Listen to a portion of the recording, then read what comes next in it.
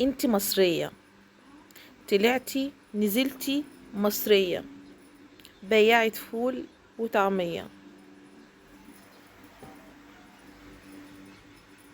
ايوه احنا مصريات، احنا مصريين. ولما تقولي مصريين او مصريات بالاخص، تقفي كده، تقفي وترمي التحية. ليه؟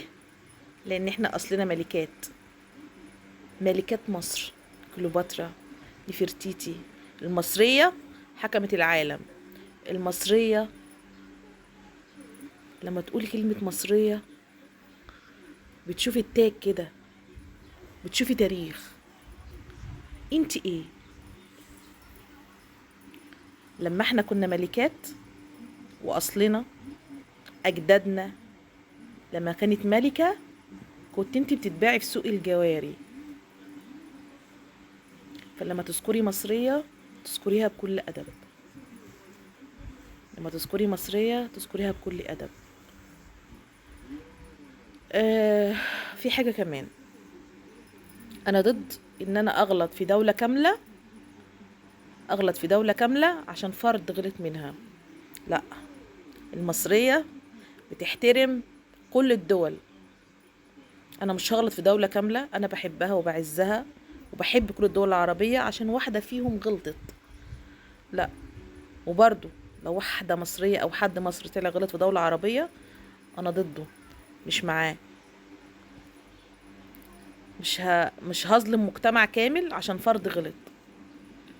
عايزة اقولك على حاجة، آه، المصرية دي حمالة قاسية، متعرفيش تعيشي يعني، متعرفيش تبقي زيها، تقدريش. والله ما تقدري، ما شاء الله علينا، حمالين قاسية. لو حطونا في اي مكان هنسد فيه، عشان مصريات ونفتخر، عشان اصلنا عريق. اصلنا عريق، مش اصلنا طري وهسهس. فلما تذكري مصرية اذكريها بأدب، عشان بتتكلمي مع ملكة، ملكة حكمت العالم.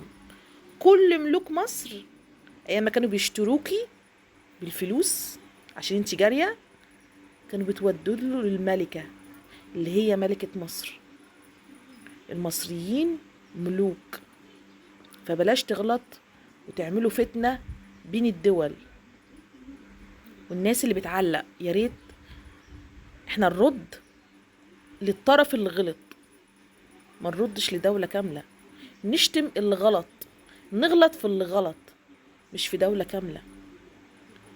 لان اكيد اللي هي منهم مش هيرضيهم ان هي تغلط في حد، لان المصرية ما غلطتش في حد.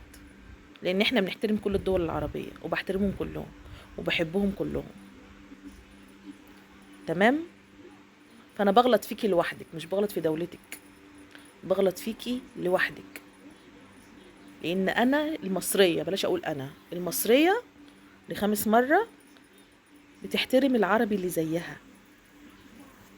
بنحترم بنحترم الاصول.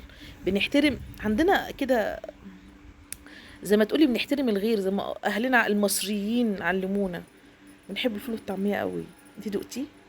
كلت كده سندوتش الطعمية كده عليه سلطة ومخلل، اوف، تحفة. والله اطعم من الكبسة بتاعتك يا شيخة. ف اقول لكم ايه، يا رب تولعي، يا رب.